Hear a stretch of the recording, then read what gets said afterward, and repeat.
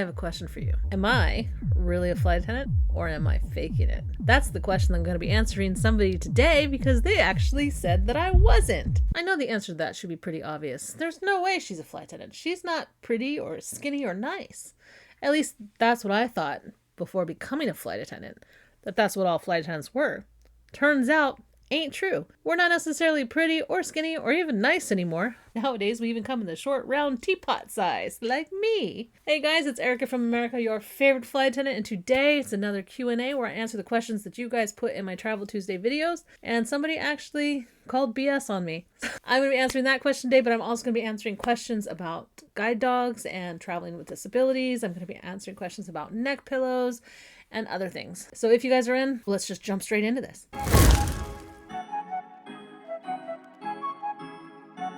The first question that I got is this one right here. Are you currently a flight attendant? And I did respond to her that yes, I'm currently a flight attendant for a regional airline.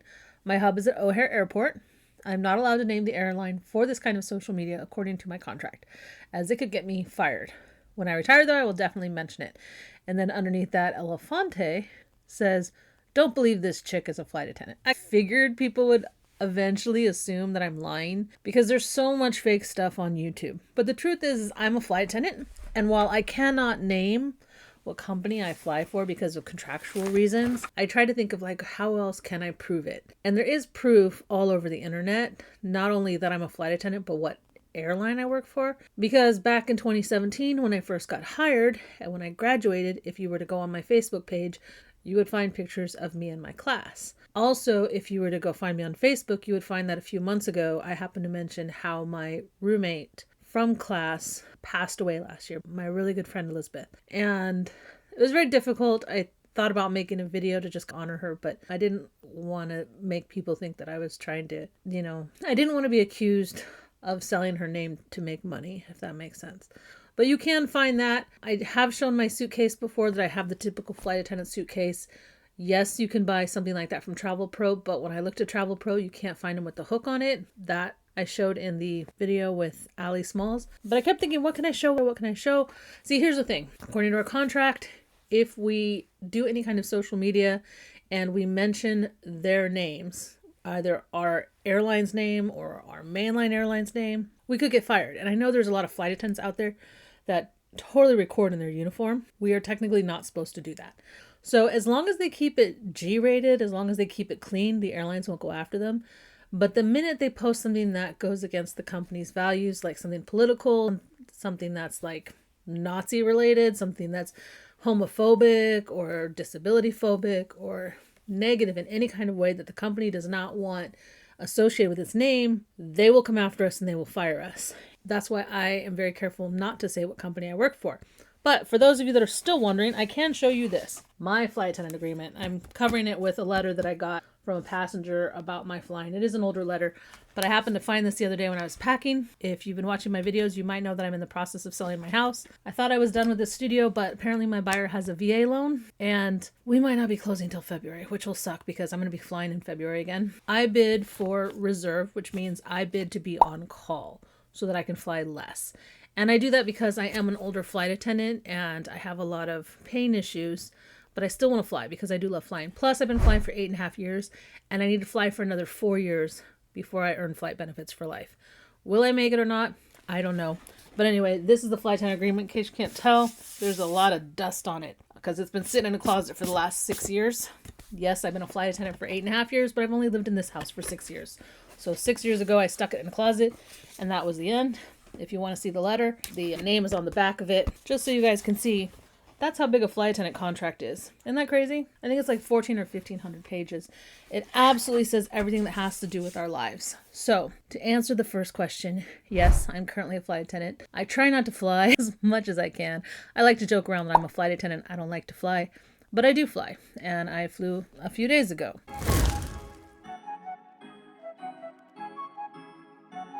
Okay, so the next question is from Nancy Janey, and it says, Erica, what are your thoughts on drinking beverages like coffee and tea with water from the plane tank? I've heard mixed opinions that it is okay since the water has been heated, and others that say to stay clear of the water. Also, is thefts on the plane an issue? Here's how it goes down. There's a thing called potable water. And it's really funny when I think about saying that, because in one of my earliest videos, I was reacting to a media person who called potable water potable water. And I corrected it and said it's potable water. And then a commenter said, "You're wrong. It's potable. You don't know what you're talking about." Maybe it's potable other places, but at the airlines here in America, we call it potable water, like a pot of water. And basically, potable water is a tank in the plane where all the water goes to both the sinks in the bathroom and the actual coffee pots. And not just the coffee pots, but the hot water spigot where you would get tea as well. The signs do say in the bathroom, do not drink the water from the sink directly. Part of that is because that water does not get boiled, but the water in the coffee pots do, and it's like instant boiling. It's not like it takes a while. For example, when we go to pour the water, it starts off a little bit cooler even when the machine's been on for a while, and then it goes to like instant hot. I personally don't have a problem with it. I know a lot of flight attendants and pilots who won't drink coffee or tea from the plane. I know a lot of pilots and flight attendants who do drink coffee and tea from the plane. And I also know that they test the water systems. I don't know how often. I don't know if it's like once a year, once every 2 months. The FAA would have restrictions on that and would probably say you need to test it this many times. I have been on a plane before where they tested it. They decided the levels of bacteria or whatever were too high, and they take the plane out of commission. They nuke the whole potable water system. They put it back into circulation, but you're not allowed to use it during a certain period of time until it passes the inspection again. And then once it passes the inspection, then they'll start using it again. As far as I know, the only planes that have coffee pots that are not connected to potable water are the 140s and 145s, which are the smaller planes. You'll recognize them because they have their engines all the way back on the tail, up high. If you see yourself getting on a plane like that, generally has less than 50 seats, no first class, one flight attendant. Those coffee pots are usually filled from the airport, and it's usually filled in the morning. So if it's later in the day and you're asking for coffee, they do have a mechanism that keeps the coffee hot all day, but it's probably not great anymore. They don't have hot water on those ones. The other question is theft on the airplane an issue? I've never seen a problem with it. I've never had anybody in 8.5 years say somebody stole my stuff. They drop stuff on the floor all the time or between the seats, and then I have to help them find usually an AirPod. It's one of the most annoying things for me because it's so tiny, and when they drop it, it usually happens during landing, and it either goes flying all the way to the back of the plane under all the seats, or it flies all the way forward. I've seen a lot of cell phones slide all the way up to my chair, which I always find funny. Water bottles, stuff like that, which is why we tell you got to stow those. They go flying like missiles. But theft on the airplane has not been an issue. I have seen, however, on one particular plane, the first officer came out of the cabin and he was standing next to me as people were getting off the plane. He was looking at the bags overhead, and I was like, "What's going on? Why aren't you going around the plane and checking the plane?" He's like, "I want to make sure nobody takes my bag." I'm like, "What do you mean?" And he said a passenger grabbed his bag once and left thinking it was their bag, because all of these bags are black. All of our bags are black. So if somebody else gets a bag that's black, it's very easy to get them confused, especially like for us, because a lot of flight attendants all have the same black Travel Pro bag, and a lot of the pilots all have the same black bag. I don't know what company they get it from. We often deadhead with other pilots and other flight attendants. It's very easy to get your bags confused, which is why I always say you want to make sure you put as much bright stuff as you can on your bag, or pick a bag that's just a bright color, because then it's going to help you avoid that situation, especially if your bags go to baggage claim. It's better to get a colorful bag versus a black bag. You want something unique. Then you're less likely to have somebody grab it. The next two questions are about air pillows. This one is from Candy Jackson. It says, "I keep hearing that airlines are going to start counting a neck pillow as a bag and it will count as one of your items. Have you heard about this? I've thought about getting the stuffable one that you recommended, but want to make sure I'll be able to use it long term.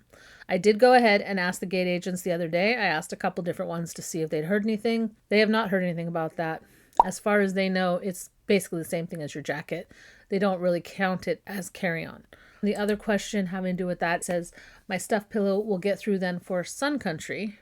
Thank you." And that's from MSK 2020. I haven't flown on Sun Country, So I don't know. I've only been to one airport where I've seen Sun Country. If at any time you are worried about this, you can actually look it up on the standards when you go to book your ticket. There's usually policies that you're supposed to check off on or accept, like terms and conditions kind of thing. And you can go and you can look for carry-on luggage and see if they've changed it. If they have, it'll usually be there in their policies and procedures, so you'll know it ahead of time. But as far as I know, the gate agents have not heard anything about that kind of chatter, and they would be the first ones to hear about it. We would also get pulled in for training programs on that, and at this point in time, there's been no mention of that in the crew room either. The next question is from Lori Engels, and it says, I have a question for you. I need a seat cushion that will actually help my rear end on a 9-hour flight I'm taking this summer that won't take up half of my personal bag. I'm not a fan of inflatables because I have asthma. Any thoughts would be welcome, and good luck with the move. Okay. So this is going to sound very weird, but I'm going to say you should think about DIYing your pillow. When I say DIYing, yes, I mean DIY. One of the best things you can do is you can get a memory foam pillow and then put it in some type of compression bag that flattens it out as much as possible. And then when you get on the plane, you simply deflate it. For me, I would just do the compression bag with the pillow inside. I literally last year bought a butt compression pillow that was about this size. This is my laptop carrier, but it got to this thick when it was inflated. It had a little hole on one side and it had memory foam inside. What you would do is you would roll it up and it would get all the air out, and it would end up about that thick. So it slid into the bag really nice. And then when you're ready to do it, you just like pop this little thing or something. I tried to find the link, but the link in my orders goes to something different now. The seller changed the product, so I can't recommend that to you. But it was such a simple idea to just take a compression bag that rolls up and folds and then having memory foam inside. And I would do that just for the pillow. I wouldn't put other stuff in it. Although technically you could also put your clothes in a compression bag and deflate it and sit on it. And if you've overpacked that bag, it's going to be somewhat cushiony. But if you want professional help, check it out. I just went onto Amazon and I put in memory foam butt pillow. And you can get these kind with the hole that will take the pressure off. I wouldn't get the gel kind because that's not going to squish easily, but anything with memory foam would. You can get the kind, after surgery, you could get something like that. Or you could literally just go down and get some kind of memory foam, either egg crate from Target, and cut out the piece to the size you want and stick that in a compression bag. Now, another person commented that they've got 2 different packing cubes that they used for years, e-bags which no longer exist, and Eagle Creek Spectre compression bags, which are also no longer being made. But if it was me and I was making my own DIY memory foam butt pillow for a long trip, if you go with plastic like this, the nice thing about that is you could put it anywhere. You could sit on it in the airport, you could sit on it on the plane, and you're not necessarily worrying about if it gets dirty or not. It's very easy to clean, easy to wipe down. But the problem with that is when they're plastic and you're sitting on it, you might actually break it. So I think it'd be better to go for something fabric, and there's a lot of different things that you could get. I would look for one that you roll up that deflates it. Although Travel Tips by Lori, she suggests that one with a little mini vacuum attachment. But something like this, here's one with the vacuum attachment that you would take with you. I wouldn't want to take a vacuum piece with me because that takes up a lot of space. But something like this, here's one with the vacuum attachment that you would take with you. But it's not a bad idea. You can see from these, they have different sizes, and you can just get a bag that's about the size of your rear end. Again, some of these other ones, they fold up very small, which is fairly nice. And then these are the plastic ones that I had bought myself. And these are the ones that I busted after a couple months. As you can see, it says it's frequently returned. So I don't recommend this kind, although this would do what you needed to do. It just might not last you more than a couple of trips. Just DIY it, because then you can make the perfect pillow for you. Egg crate is probably the cheapest thing that you could buy. You could pop down to Target, buy a twin size mattress cover, and then just cut it to pieces, put it in a compression bag, roll it up, get out as much air as you can. And then when you need it, you pull it out of your bag, open it, reinflate it, but keep it in the bag, and then just sit on the bag with memory foam inside.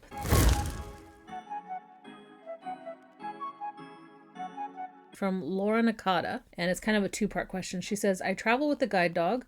I have some vision, but not much. Any tips to make me not a burden on the flight attendant, but also in an emergency have the information that I need?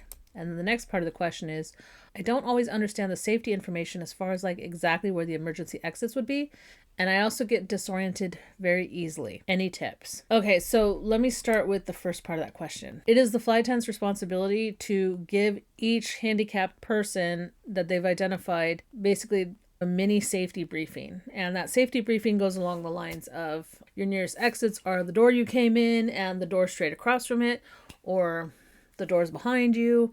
The other closest doors to you are the doors that are maybe the exit rows. They point out 4 doors to you that are basically close to you, and they're supposed to tell you what row those exits are in, not the exit to the front of the plane, because you already came in that door, and that's usually row 0. But the doors at the back, they'll tell you like, okay, this plane has 33 rows, or it has 18 rows, 20 rows. A lot of times, walking all the way to the back of the plane or all the way to the front of the plane, there's always an exit on there, unless you're on a CRJ or a 145. Generally, the CRJs, the 145s, the 140s, they have the exits over the wings and no exits out the back. We're supposed to give those briefings to people with canes, people who are labeled as maybe deaf or in wheelchairs or visually impaired. That's supposed to show up on our manifests. Sometimes we don't remember. Often we don't remember because there's so much going on during the boarding process. It does help when you pre-flight. You're not required to pre-flight if you have any kind of disability or any kind of mobility issues, but you can. It's generally during that time before everybody else starts boarding that we're able to brief you. If we're not able to brief you, then we're caught up in other pre-boarding items. So then you would generally just ask the flight attendant, and they're generally going to tell you, this is where your exits are. Your cue to move will be when this area, the aisle that you're sitting next to, is clear. And then basically, is there anything that you would need from me in the unlikely event of emergency? Then this is your chance to usually say, yeah, could you guide me or could you not guide me? Or they will generally say, if there's somebody sitting next to you, say boarding has happened and then they do remember, they would often ask the person next to you, would you mind helping this person if there is an emergency? That's the general consensus of what happens. Now, if an emergency were to happen, and let's say you're completely blind, if you're sitting on the aisle, then the person next to you is going to want to get up to evacuate. So that's going to be part of your clue to go. Now, they're either going to want to go to the front or they're going to want to go to the back, which is going to be a good indication. All you really have to do is pay attention to the people that are going by you. Which direction are they going? Whatever direction they're going, that's the direction that you want to go. So as soon as you feel that that area next to you is clear, that people aren't bumping you to get off, you get up and you go in that direction, or the person next to you, you just turn to them and say, I have visual problems. Can you help me to the exit? They can help you. People in an emergency are often very willing to help the people that need it. And if you are still like, I don't know what to do, and I'm just sitting here and I don't know when to go, I'm freaking out, the aisle's clear, don't worry, the flight attendants will come for you. After they've gotten everybody off the plane, it is our job to go through the plane and make sure that there are no passengers left and help out anybody that needs it. Now, if the plane is filled with smoke, obviously you're going to start moving. And worst case scenario, if you are still confused, you didn't figure out which way they were going, you can head to either exit. At each end of the aisle, there's usually an exit. So you can go either all the way to the back or all the way to the front. And there's generally going to be a flight attendant near the exit that will guide you into getting off. There's usually exits to the front, exits to the back, and exits over the wings. If you were to head towards the back and you were in front of the wings, by the time you get to the wings, there's going to be a flight attendant there that's going to tell you, go out this door, or they're going to tell you to turn around and go the other way. When there's more than one flight attendant, you generally guide a certain subset of passengers.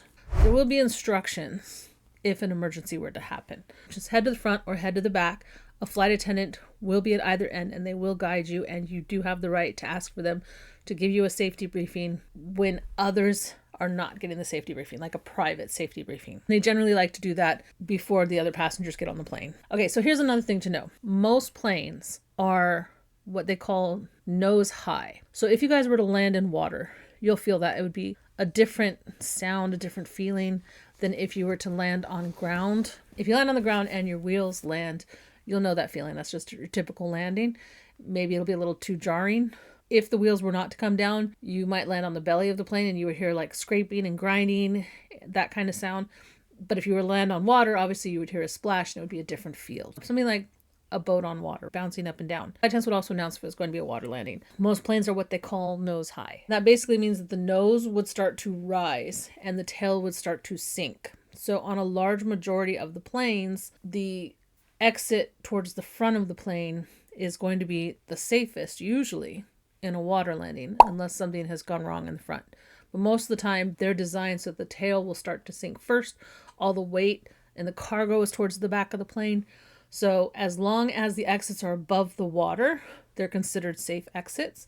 And the wings act like a teeter-totter to help keep the plane afloat. If you've ever seen Sully, then you probably understand what I'm saying, because everybody was standing on the wings in the movie Sully, and the tail was sinking first. And that flight attendant immediately blocked the back of the plane because the water was coming in through those back doors. If there's any water coming in from any of the doors, the flight attendants will immediately block the exits and tell you to turn around. Same thing if there were a fire outside of the door. They would block the exit and tell you to go out of a different exit. So it's very easy.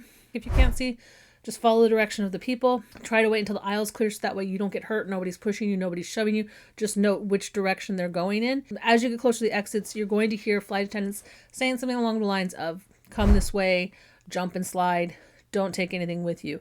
And so those are the magic words you're going to be listening for to know exactly where that exit is, because there's going to be a flight attendant at every exit. Oh, and I almost forgot the part with the guide dog. So generally, most of the time, if you have a guide dog, they want to put you in the bulkhead of the plane, because that is basically the safest place for a guide dog. And the bulkhead of the plane is the row right behind first class. On a lot of planes, that means that there's no under seat in front of you. There's just a wall in front of you. Although there are some planes where the first class seat is literally in front of you. Like my planes, the 170 and 175's first class, has stowage for the bulkhead, but we like to put dogs in that row because there's more legroom in the bulkhead, and in case of emergency there aren't people trying to go out. If we were to put you in the exit row, which is the next area where there's more legroom, then people are going to be trying to run out the plane, and we can't have a dog stopping the flow of traffic. Generally, we want to get the plane emptied in 90 seconds. So for your safety, for the animal's safety, they put you in the bulkhead, which is usually behind first class. First class, as long as you count those seats coming in, it's anywhere from 4 to 7 rows, generally, at least on some of the airlines. And then they'll usually start the main cabin, the bulkhead, around row 8. So if you get on a plane, you might find that, say there's 4 first class rows, and it'll be 1, 2, 3, 4, and then the bulkhead will be 8 instead of 5, 6, or 7. And that's because they try to match all of the seats together. Like the A seat on pretty much every plane is the left window seat, and most of the right window seat is F. C and D are the aisles. B and E are the middle seats on most planes. But then if you switch over to a larger plane, and instead of having a 3 and 3, they might have a 3, 4, 3, then the F will disappear completely from the rows because they're trying to match it. It's generally all the same, and they try to match every size plane to make it consistent throughout so that the tickets always feel like they're the same and passengers and crew know what they're getting. Generally, if you're in the bulkhead, you're probably about 5 or 6 rows from the front of the plane. So you can just remember, if you're sitting there, go forward. That's probably going to be your closest exit if you're sitting there with a guide dog. Anywhere else, sky's the limit. They might put you in another row with your guide dog. They usually do that more with animals in carriers because the carrier would go under the seat, whereas usually a service dog is out of its pen. But the guide dog is supposed to take you, and again, you want to go when the area is clear. That is a living being, and you don't want it to get trampled. So just try to wait till the aisle is clear. Okay, guys, grab your remote because it's about that time. So, what's your opinion? Am I really a flight attendant, or am I just faking it? I am a woman. We do get really good at faking it, am I right? Sorry, I couldn't help myself. It was like right there. Anyway, guys, if you like this, do me the honor of hitting the like button for me. It does help me promote this channel, and I am trying to grow to 10,000. I'm like at 7, almost 7,000 right now. Also, if you like getting travel tips from a flight attendant, make sure you hit the subscribe button and the notification bell, because I am currently a working flight attendant and I do fly still regularly, even though I try to fly as little as possible. But it does make my posting erratic. So make sure that you hit that notification bell so you can be notified when I do post a video. I'm always trying to make sure to at least post on Tuesdays. Thank you guys for watching, and see you guys on next Travel Tuesday. Ciao!